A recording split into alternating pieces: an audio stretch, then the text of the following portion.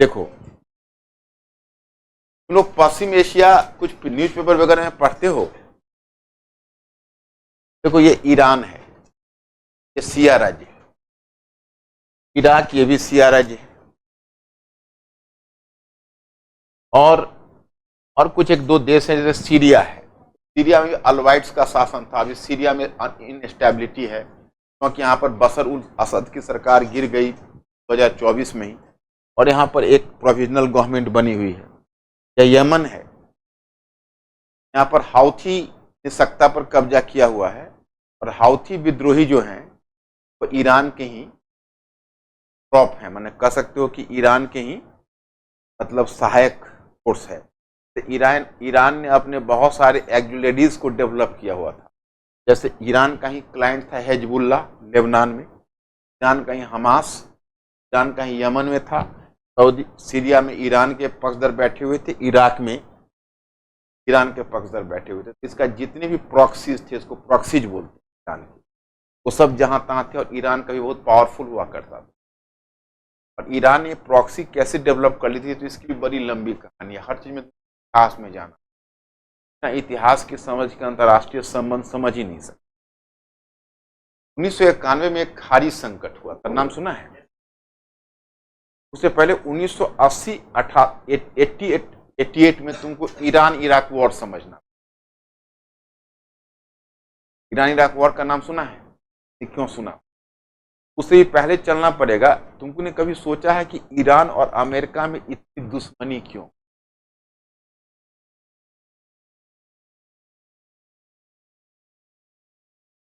तुम लोग को जल्दबाजी नहीं हो तो 5 मिनट में समझा सकता हूं। समझने से कुछ फायदा हो जाता है, दिमाग में कुछ इमेज बनता है।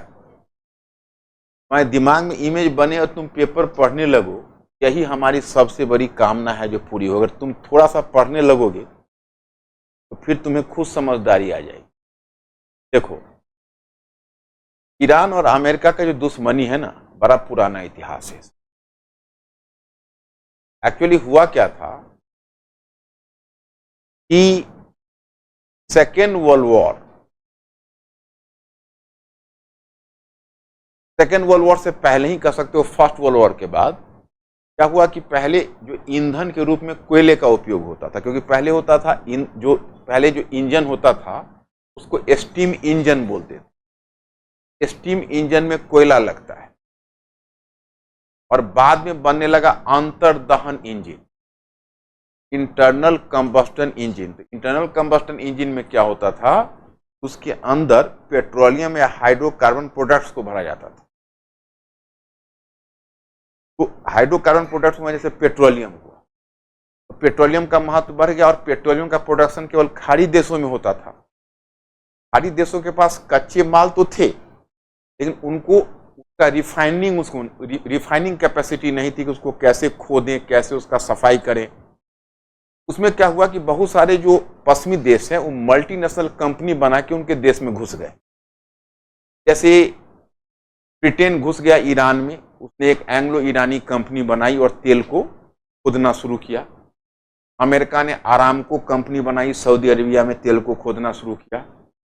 जर्मनी ने एक जर्मन बगदाद कंपनी बनाई और टर्की में तेल को और इराक में तेल को खोदना शुरू किया। इस तरह से सभी अपने अपने एरिया को चुने। तो ये जो पश्चिमी देश थे वो दो तरह के काम करते,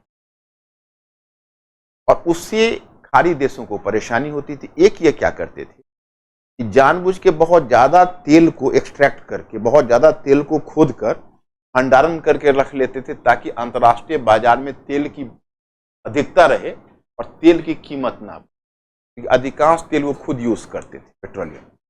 और दूसरा क्या होता था कि जैसे मान लो कि एक उदाहरण बताता हूं, 100 रुपया पर बैरल अगर तेल की कीमत बाजार में है, तो ये क्या करते थे, 10 रुपया पर बैरल उसको रॉयल्टी देते थे खेत वाले। मतलब जैसे नहीं, खेत के मालिक को तुम कटाई का पैसा देते हो और ठेका का पैसा देते, तो 10 रुपया रॉयल्टी देते थे और 90 रुपया खुद डकार लेते।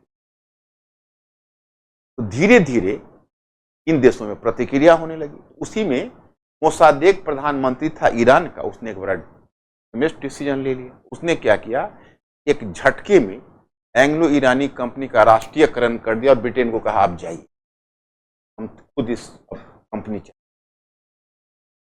जब ब्रिटेन के अगेंस्ट में ऐसा किया तो अमेरिका को लगा कि यार ये तो खरबूजे को देखकर खरबूजा रंग पकड़ता है। आज ब्रिटेन ने भगाया, कल हमको सऊदी अरेबिया भगा सकता है, इसको औकात में लाना आवश्यक है।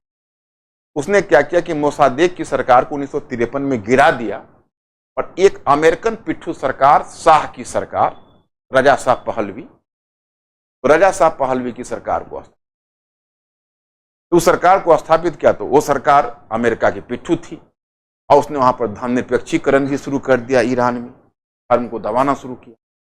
1979 में एक उलेमा था, किसी दूसरे देश से आया, जिसका नाम था आयतुल्लाह खुमैनी। उसने युवाओं को भड़काया और ईरान में एक धार्मिक क्रांति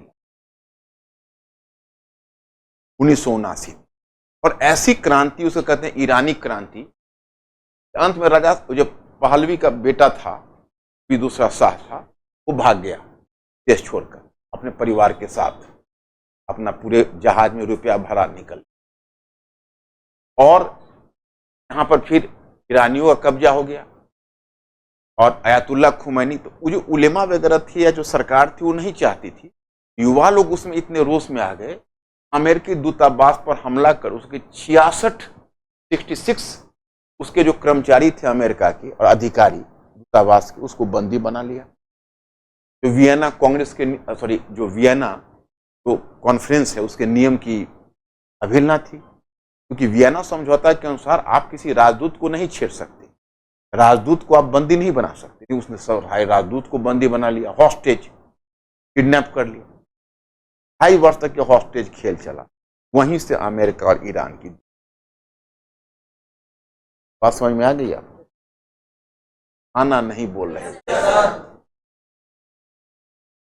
तो अब चूंकि सऊदी अरेबिया सुन्नी था, ईरान शिया था, ये जो तुम देख रहे हो ये सऊदी अरेबिया है।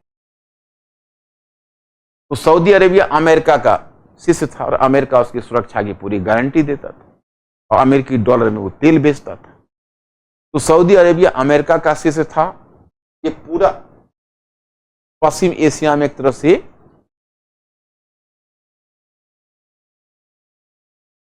आप कह सकते हो शीत युद्ध छिड़ा हुआ था। वो शीत युद्ध में एक तरफ सुन्नी राष्ट्र थे, इधर ईरान शिया था। अब उसी क्रम में क्या हुआ कि इराक में सद्दाम हुसैन था। सद्दाम हुसैन का नाम सुना है? दोनों की पीढ़ी ने सद्दाम हुसैन को सुन रखा है, ऐसे सुन रखा है। ये चमत्कार कैसे हुआ? न्यूज में तो अब वो नहीं आता है ना, तो पहले की चीज, बहुत पहले तो तुम पैदा भी नहीं हुए हो।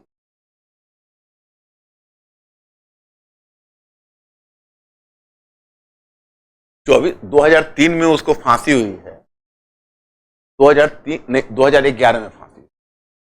2003 में तो उसकी सरकार गिरी है, दूसरी बार अटैक किया है 2007, 8 या 11 में। तो तुम तब तुम्हारा बोध नहीं होगा। 24 हाई स्कूल पास करने के बाद तुमको इतनी अक्ल हो गई थी,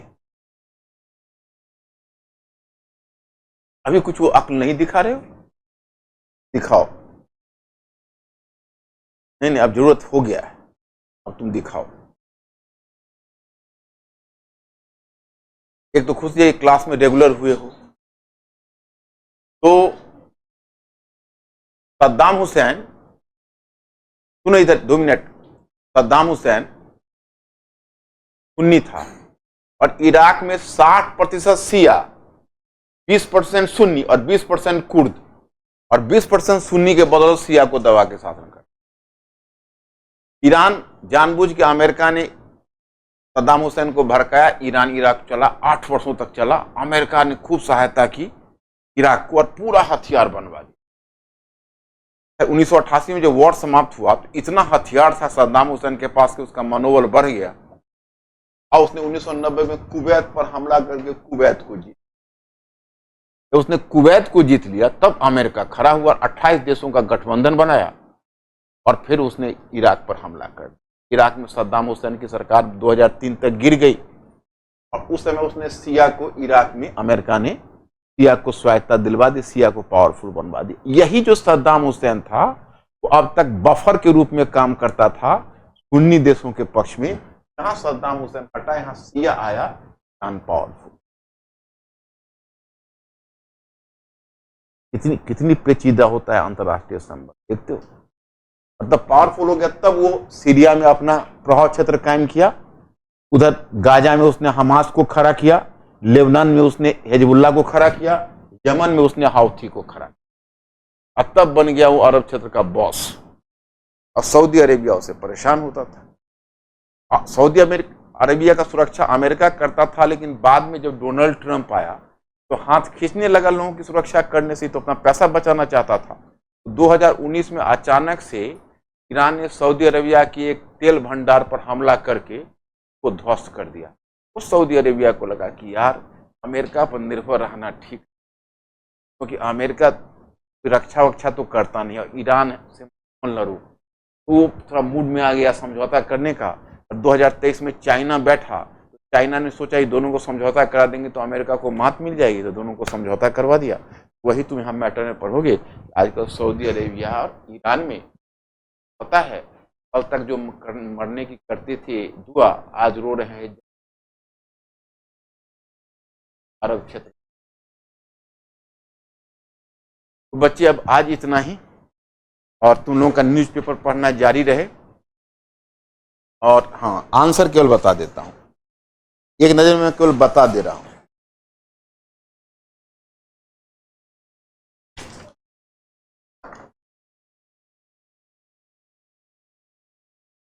प्रश्न एक का आंसर तुम लोग खुद कर लोगे, क्योंकि अभी ही चर्चा हुई है।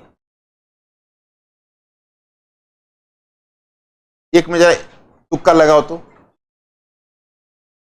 ऐसे ईरान हो गया, और दो में तुक्का लगाओ, बी नहीं तुक्का नहीं, दो में लगाओ बी 1 और 2, 3 में लगाओ सी कोई भी युग्म सही नहीं, 4 में लगाओ बी 74वां संविधान संशोधन, 5 में लगाओ डी सभी 5, 6 में लगाओ 1 नहीं 1 और 3 दोनों, ब्रिक्स में भी तो ईरान आ गया है ना, 11 मेंबर हो गए हैं ना, कंफर्म तो हो गया। 6 मेंबर का एक्सटेंशन हुआ है ना, 5 के बाद तब ब्रिक्स में 6 मेंबर का एक्सटेंशन हुआ, उसमें ईरान भी है। तो और 7 में हो गया है ए जीपीएस, 8 में हो गया है बी केवल 2, और 9 में हो गया है बी 2 युग्म, जो से सैमरियम है परमाणु रिएक्टर, ये गलत है। और निम्नलिखित धातु पर विचार कीजिए, इसमें आपको 1 2 3 तीनों हो गया है आर्सेनिक, ये आपको मेटल नहीं मिलेगा, कैडमियम एंड लेड, ये सब आपको रेयर अर्थ मटेरियल है। बस हो गया।